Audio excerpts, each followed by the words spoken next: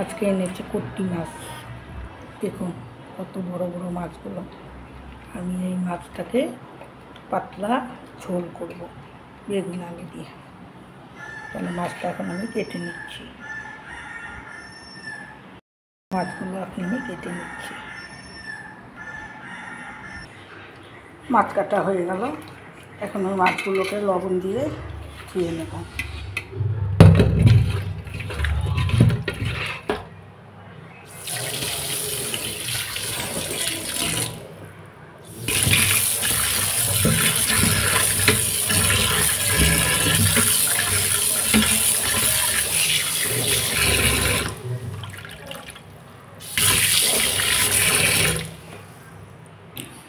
মাছ ধুয়ে নিলাম পরিষ্কার করে লবণ দিয়ে।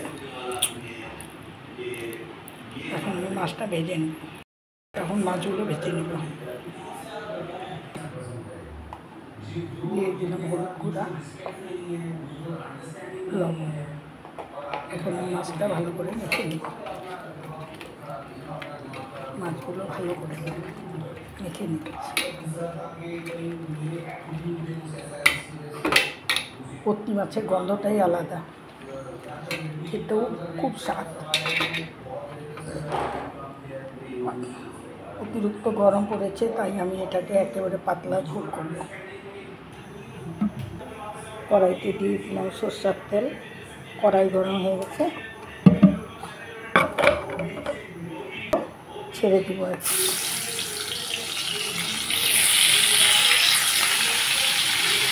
একবারে বেশি মাছ ভাজবো না, 4-5টা করে মাছ ভাজবো, না হলে কড়াইতে লেগে যাওয়ার ভয় থাকে।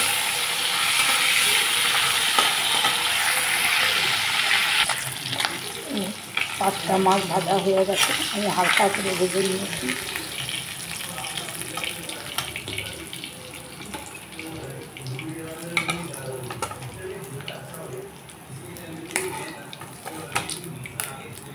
বাকি মাছগুলো আমি এইভাবেই ভেজে নেব হালকা করে।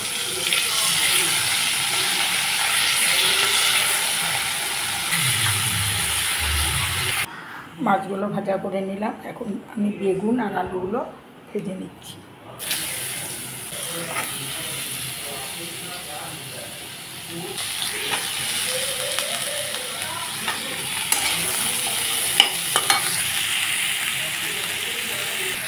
দিয়ে দিলাম সামান্য হলুদ গুঁড়া, সামান্য লবণ। বেগুন আলুটাকে ভালো করে ভেজে নেব।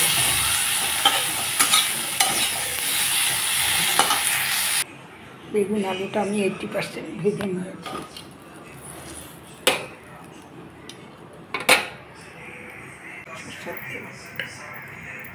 কালো জিরা ফোড়ন দিয়ে দিচ্ছি, টমেটো চেরা, 7-6টা কাঁচা লঙ্কা দিয়ে দিই।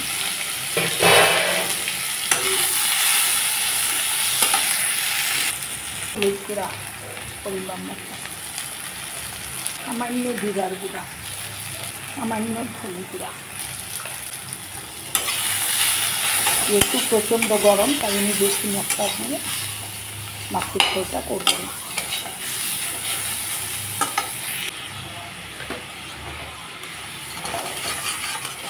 এখন আমি মশলাটাকে কষিয়ে নেব।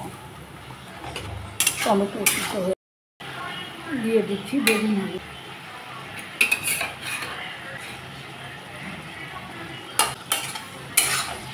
বেগুন আলুটা আর টমেটোটা একটু কষে এলে মশলার সাথে আমি দিয়ে দেবো জল। মশলা কষানো হয়ে গেছে, এই যে তেলে ছেড়ে দিয়েছে, এখন দিয়ে দেবো জল।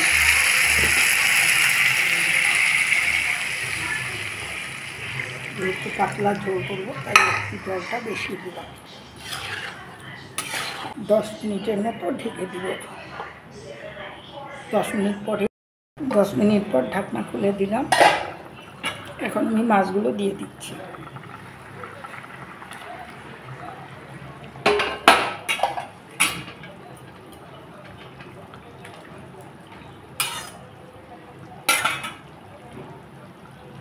ধনেপাতা কুচি ছড়িয়ে দিচ্ছি।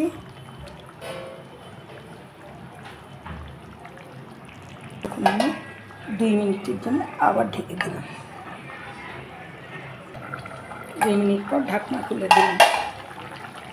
এই যে হয়ে গেল আমার কটকি মাছের ঝোল, পাতলা ঝোল। তাহলে ভিডিওটা আজ পর্যন্তই। সবাই ভালো থেকো, সুস্থ থেকো। আর আমার ভিডিওটা যদি তোমাদের ভালো লেগে থাকে অবশ্যই একটা লাইক করে দিও। যারা নতুন তারা আমাকে সাপোর্ট করো, আমিও তোমাদের সাপোর্ট করব। আর ভিডিওটা ভালো লাগলে একটা কমেন্টও করে দিও। তাহলে আজ রাখছি, পরের ভিডিওতে আবার দেখা হবে।